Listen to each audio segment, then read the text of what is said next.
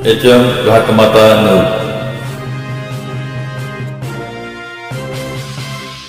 Bharatiya Janata party Sangli जिल्ह्याच्या सरचिटणीसपदी विलास काळेबाग यांना दुसऱ्यांदा संधी मिळाली, त्याबद्दल सर्व स्तरावरून त्यांचे अभिनंदन होत आहे। विलास काळेबाग हे 1995 पासून भारतीय जनता पार्टीचे एकनिष्ठपणे व सेवाभाव वृत्तीने पक्षाचे काम करीत आहेत।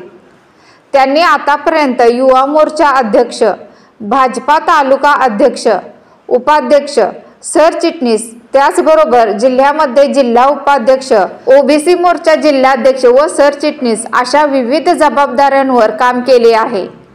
त्याबरोबर सांगली विधानसभा विस्तारक म्हणूनही त्यांनी 3 वर्षे काम केले आहे। पक्षाच्या विविध समित्यांवर सुद्धा अनेक वेळा काम केले आहे। त्यांच्या निवडीने जुन्या निष्ठावंत कार्यकर्त्यांना पक्षाने न्याय दिला अशी भावना निर्माण झाली आहे।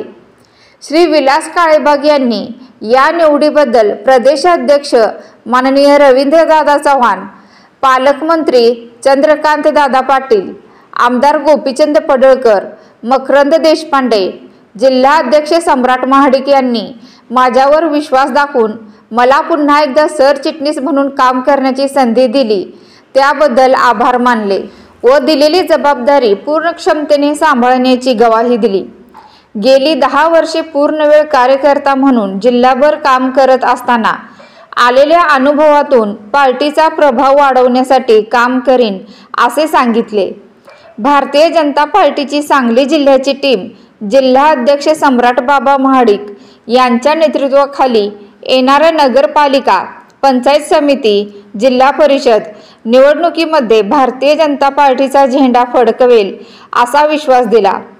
विलास काळेबाग हे भाजपाचे ज्येष्ठ नेते श्री आप्पासाहेब काळेबाग यांचे चिरंजीव, गेली 2 पिढ्या भाजपशी एकनिष्ठपणे काम करणाऱ्या कुटुंबांपैकी एक कुटुंब आहे।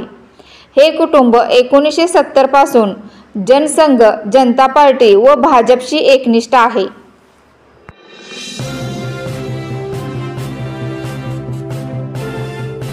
HM घाटमाता news.